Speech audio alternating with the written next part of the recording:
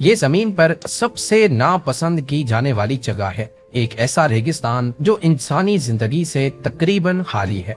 लेकिन फिर भी यहाँ एक शानदार इंजीनियरिंग का नमूना बनाया जा रहा है जो अपने आप में किसी अजूबे से कम नहीं। चिली के एटाकामा डेजर्ट के बीचों बीच समंदर से 10,000 फीट ऊंचे पहाड़ की चोटी पर दुनिया के सबसे बड़े टेलीस्कोप की कंस्ट्रक्शन का काम चल रहा है। लीनिंग टावर ऑफ पीसा से भी 40% ऊंचा ये टेलीस्कोप जब कंप्लीट होगा तो ये हमारी यूनिवर्स के दूर दराज प्लैनेट्स को हमारी आंखों के मुकाबले में 5,200 गुना ज्यादा करीब से देख सकेगा। और ये इमेजेस हबल स्पेस टेलीस्कोप से भी 15 गुना ज्यादा शार्प होंगे। पर जमीन की सबसे खुश्क जगह पे दुनिया का सबसे बड़ा टेलीस्कोप बनाना किसी चमत्कार से कम नहीं है। एटाकामा डेजर्ट एंटार्क्टिका के बाद दुनिया का खुश्क तरीन एरिया है जहाँ कुछ ऐसे हिस्से पाए जाते हैं जहाँ इतिहास में एक बार भी बारिश की बूंद नहीं पड़ी। ये टेलीस्कोप टाइम में पीछे जाकर यूनिवर्स की पहली गैलेक्सीज, स्टार्स और प्लैनेट्स को कैसे देख सकेगा।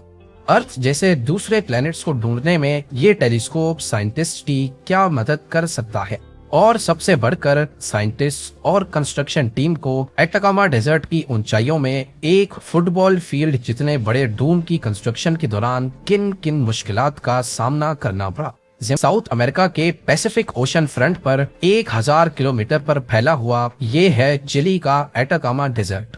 एंटार्क्टिका के बाद ये दुनिया की सबसे खुश्क तरीन जगह मानी जाती है। यहाँ कुदरत के ऐसे अनोखे रंग हैं जिन्हें शायद हम पहली बार देख रहे हैं। यहाँ ज्वालामुखी बहुत कसरत से पाए जाते हैं। इसके अलावा डेथ वैली, नमक से भरे हुए हजारों स्क्वायर किलोमीटर पर फैले सहरा और धुंध यानी फॉग का ऐसा सिलसिला पाया जाता है जो पूरी दुनिया में नायाब है। पर एक चीज जो जिंदगी के लिए सबसे जरूरी है वो यहाँ नहीं मिलती, पानी। एटाकामा डेजर्ट का लैंडस्केप ही कुछ ऐसा है कि यहाँ बारिश नहीं पड़ती। यहाँ तक के कुछ एरियाज ऐसे हैं जिन्होंने इतिहास में एक बूंद की भी शक्ल नहीं देखी। इन तमाम खसूसियात की बिना पर एटाकामा डेजर्ट किसी एलियन प्लेनेट का मंजर पेश करता है और शायद इसी वजह से यूरोपियन स्पेस एजेंसी ने अपने मार्स रोवर की टेस्टिंग भी यहीं पर की थी। चिली के कैपिटल सैंटियागो से 1300 किलोमीटर दूर और करीबी शहर से 130 किलोमीटर के फासले पर समंदरी सतह से 10,000 फीट ऊंचे इस पहाड़ पर यह गैर मामूली प्रोजेक्ट जेरे तामीर है जो इंसानियत को स्पेस पे दूसरी दुनिया का मंजर देखने का मौका देगा। यूरोपियन सदर्न ऑब्जर्वेटरी, जिसे ईसो भी कहा जाता है, इस स्पॉट पे एक बहुत बड़ा टेलीस्कोप बना रही है जिसे एक्सट्रीमली लार्ज टेलीस्कोप या फिर शॉर्ट में ELT का नाम दिया गया है। हालांकि इसकी कंस्ट्रक्शन अभी मुकम्मल नहीं हुई, लेकिन इसे देखकर ये अंदाजा लगाना मुश्किल नहीं होगा कि इसे ये नाम क्यों दिया गया है।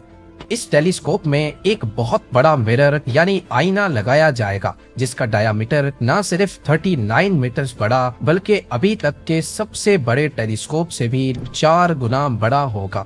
ये आईना हैरत अंगेज तौर पे इंसानी आंख से 10 करोड़ गुना ज्यादा रोशनी जमा कर सकता है, पर शर्त यह है कि इसके ऊपर मिट्टी का एक जर्रा भी ना गिरे।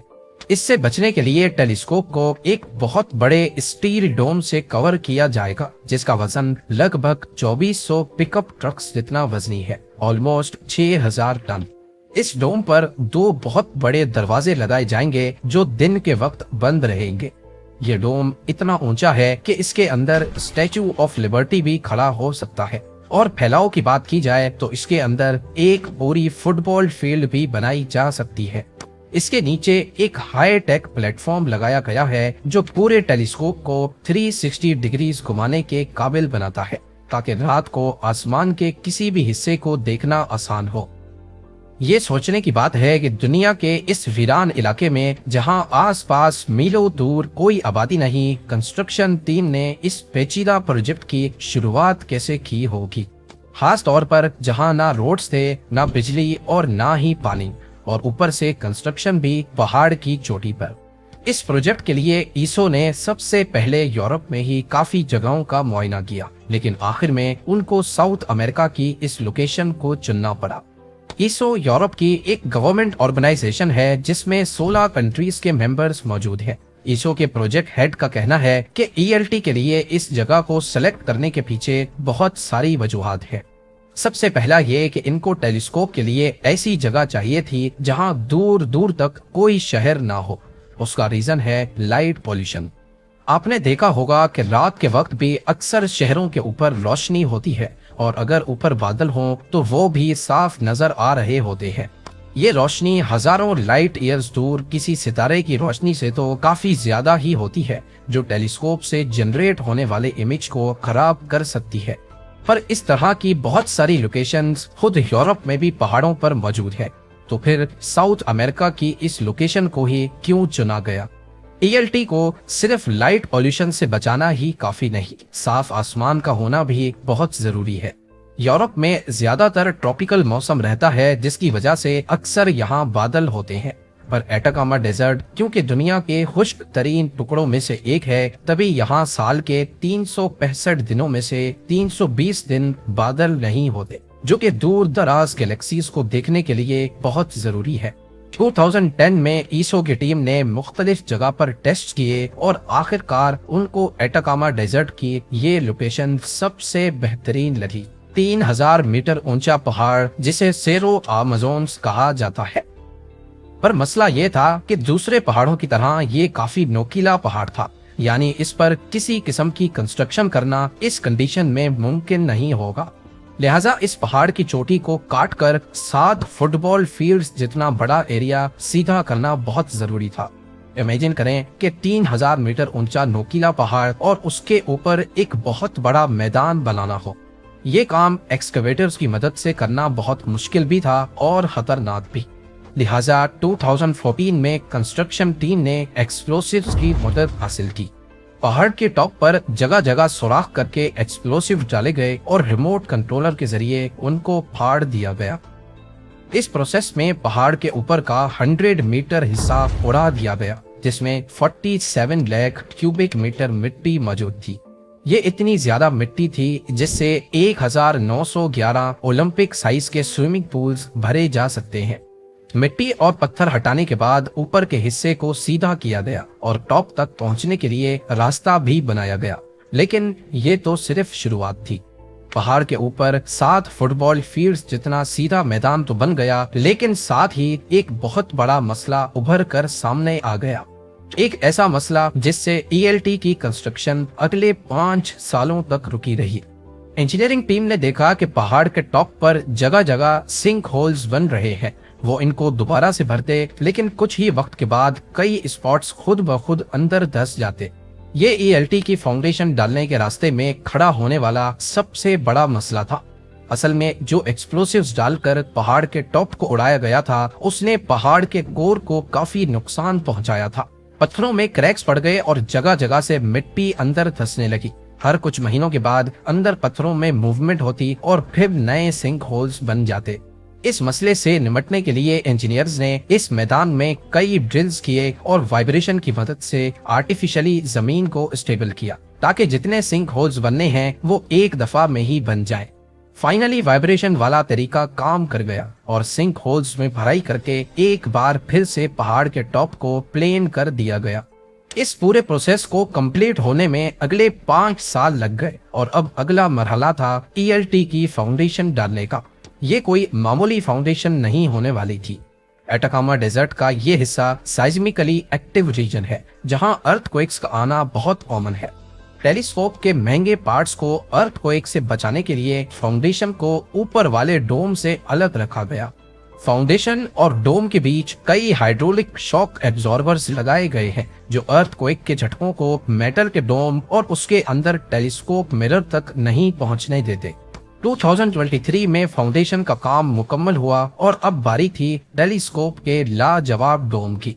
डोम का स्टील स्ट्रक्चर अलग अलग हिस्सों में पहाड़ के नीचे बेस कैंप में ही बनाया गया। उसके बाद इन हिस्सों को पहाड़ के ऊपर पहुंचाने के लिए इन रिमोट कंट्रोल्ड ट्रक्स का इस्तेमाल किया गया, जो एक एक करके स्टील फ्रेम को पहाड़ की चोटी तक पहुंचाते थे।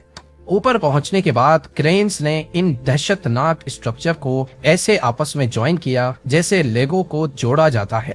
एटाकामा डेजर्ट के इस हिस्से तक पहुंचने के लिए रोड्स का नेटवर्क काफी हद तक पहले से बना था, क्योंकि ईएलटी साइट से 20 किलोमीटर दूर ही ईसो का एक दूसरा टेलीस्कोप भी मौजूद है, जिसे वेरी लार्ज टेलीस्कोप या फिर वीएलटी कहा जाता है। तो ईएलटी के लिए इन्हीं रोड नेटवर्क को एक्सटेंड करके सेरो अमेज़ोन्स तक पहुंचा दिया गया। ईएलटी को दुनिया का सबसे बड़ा टेलीस्कोप बनाने के पीछे है इसका मिरर, जो कि 39 मीटर्स बड़ा है। फिलहाल इस बड़े मिरर को काबू करने के लिए डोम के अंदर स्ट्रक्चर बनाया जा रहा है, और ये खुद कितना बड़ा है इसका अंदाजा आप इस वर्कर से लगाएं जो फ्रेम के ऊपर खड़ा है। ये 39 मीटर्स का आईना कुल 800 छोटे छोटे पीसेस को मिलाकर बनाया जा रहा है, जिसका काम स्पेस से आने वाली किसी भी लाइट को मल्टीप्लाई करके सेकेंडरी मिरर M2 तक पहुंचाना है। M2 से ये लाइट M3 और फिर M4 तक जाएगी। M4 इमेज को ज्यादा शार्प बनाएगा, और इस काम के लिए डोम पर लगी ताकतवर लेजर बीम्स का इस्तेमाल किया जाएगा। ये लेजर्स आमतौर पर ऐसी वेवलेंथ पर सेट की जाती हैं जो 90 किलोमीटर आसमान में सोडियम एटम्स को एक्साइट कर देती है, जिससे वो चमकने लगते हैं और एक आर्टिफिशियल स्टार बन जाता है। टेलीस्कोप इस आर्टिफिशियल सितारे को एक रेफरेंस पॉइंट के तौर पे इस्तेमाल करता है, ताकि रियल टाइम में ये पता लगाया जा सके कि एटमॉस्फेयर किस तरह से रोशनी को डिस्टॉर्ट या धुंधला कर रहा है। जब एटमॉस्फेयर में मौजूद डिस्टॉर्शन का पता लग जाता है, तो फिर आसानी से टेलीस्कोप के इमेज में मौजूद धुंधलेपन को खत्म कर दिया जाता है। इस पूरे प्रोसेस को एडॉप्टिव ऑप्टिक्स कहते हैं। M4 से इमेज का धुंधलापन खत्म करने के बाद ये लाइट M5 तक जाती है, और यहाँ पर इमेज को ठीक करके प्रोसेसिंग के लिए भेज दिया जाता है। टेलीस्कोप की शानदार वर्किंग के बारे में तो बहुत हो गया। यहाँ सबसे बड़ा सवाल ये है कि ईएलटी के जरिए हमें आखिर हासिल क्या होगा। ईएलटी वो वाहिद टेलीस्कोप होगा जो हमारे सोलर सिस्टम के बाहर एक्सोप्लैनेट्स की डायरेक्ट फोटोग्राफ ले सकेगा, वो प्लैनेट्स जिनमें जिंदगी के आसार होने का खदशा है। फिलहाल इन एक्सोप्लैनेट्स को दूसरे टेलीस्कोप्स इनडायरेक्टली देख सकते हैं, सिर्फ तब जब वो अपने सितारे के सामने से गुजरते हैं तो उनका साया नजर आता है। डायरेक्ट फोटोग्राफ के जरिए हमें ये मालूम पड़ सकता है कि उन प्लैनेट्स पे एटमॉस्फेयर कैसा है, और एटमॉस्फेयर से पता लगेगा कि वहाँ पर पानी है या नहीं, कार्बन डाइऑक्साइड है या ऑक्सीजन, या फिर कोई ऐसी मखलूक तो नहीं जो अर्थ की तरह पॉल्यूशन पैदा कर रही है। ईएलटी के इतने बड़े आईने की वजह से इसमें काफी ज्यादा लाइट जमा हो पाएगी, और इसके जरिए हम यूनिवर्स के शुरुआती दिनों में भी देख सकते हैं। अगर आपको मालूम नहीं तो आपको बताते चलें कि लाइट की एक फिक्स स्पीड है, और ये उससे ज्यादा तेज ट्रेवल नहीं कर सकती। इसी चीज का फायदा उठाते हुए हम यूनिवर्स के पास्ट में भी आसानी से देख सकते हैं। इसकी सीधी सादी एग्जाम्पल है हमारे सूरज की पहली किरण। रोजाना जब सनराइज होता है तो असल में हम सूरज के पास्ट को देख रहे होते हैं, क्योंकि सूरज की रोशनी दुनिया तक पहुंचने में तकरीबन 8 मिनट लगाती है। हबल स्पेस टेलीस्कोप यूनिवर्स में 1340 करोड़ साल पीछे भी देख सकता है, यानी उसका मिरर उन धीमी लाइट को भी कैप्चर करता है जो यूनिवर्स में 1340 करोड़ साल पहले निकली थी और आज वो हबल तक पहुंची है। इसके बरक्स ईएलटी का 39 मीटर्स बड़ा आईना हबल टेलीस्कोप से भी 10 करोड़ साल पीछे की लाइट को भी देखने के काबिल है, यानी 1350 करोड़ लाइट ईयर्स दूर। साइंटिस्ट्स के हिसाब से बिग बैंग, जिसकी वजह से हमारी यूनिवर्स बनी थी, वो 1380 करोड़ साल पहले हुआ था। इसका मतलब ये हुआ कि ईएलटी यूनिवर्स की पैदाइश के 30 करोड़ साल बाद वाला मंजर भी कैप्चर कर सकता है। यहाँ आपका ये भी जानना जरूरी है कि ईएलटी बेशक ही काफी बड़ा है, लेकिन ये सिर्फ आईनों पर मबनी टेलीस्कोप्स में सबसे बड़ा होगा, जबकि रेडियो टेलीस्कोप्स में एक बहुत बड़ी डिश होती है, जैसा कि गोल्डन आई में है।